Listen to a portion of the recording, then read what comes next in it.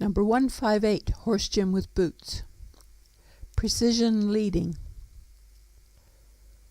Here we've set up 7 gaits with various markers.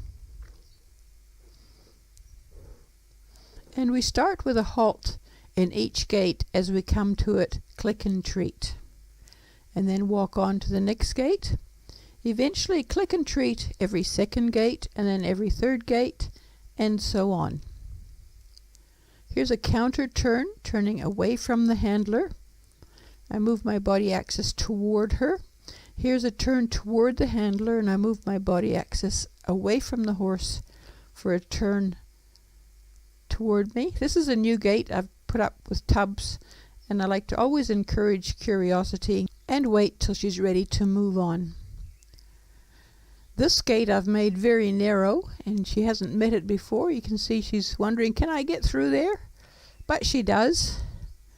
And a click and treat for working it out. To begin with, make all your gaits nice and wide so they're easy to get through. Now I turn toward the handler. I move my body axis away from the horse. And I have to allow her room and time to complete the turn. Some of these are quite tight, as you can see. And we can go a little bit more briskly. And now I have a counter turn. Turning the horse away from me.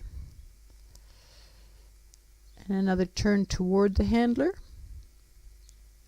These gaits are close together for filming, and I'd have them much more spread out to begin with.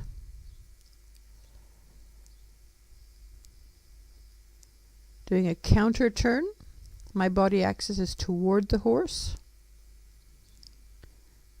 Now we're going to do a turn toward, my body axis is away from the horse. This is what the horse reads, our body axis turning away from him or toward him. Slow and right beats fast and wrong. Sometimes her ear and eye focus are back to keep track of my body language signals. Other times her focus is ahead to check out the next gait.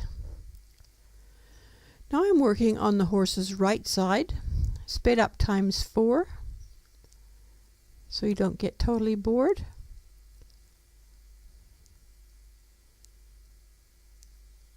Eventually we can add shoulder to shoulder back up after a halt. Click and treat for the halt, with the front feet between the markers, and then back up. Click and treat for the back up.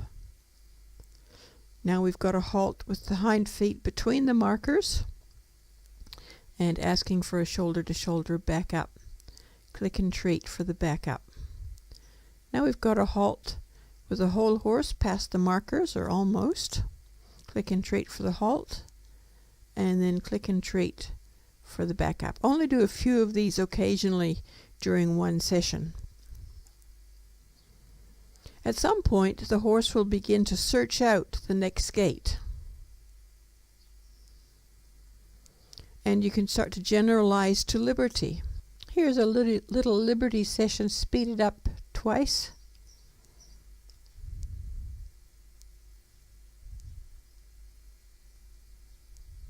Click and treat, and there's a bit of wait time for the distraction on the road. So just wait until she's got her attention back with me, and we carry on. Coming through that very narrow one. I was pleased with that. Click and treat. Then we can add rails to some or all of the gaits as another generalization. And this time I'm asking for a finesse back-up, where I turn toward the horse, ask her to back up a few steps, and click and treat for the backing up. And here we have a different venue using different markers. They're quite close together, so a little bit tricky. And the ground is uneven, which adds to the challenge a little bit more, and that's a very tight turn, and she does manage it. And again, a finesse back up, where I turn to face the back of the horse. Very nice. Click and treat for that. And another different venue with different markers. I turn towards the handler, turning with me. We don't usually work out here, so it's a bit of a novel experience for her. And now we can do counter turn.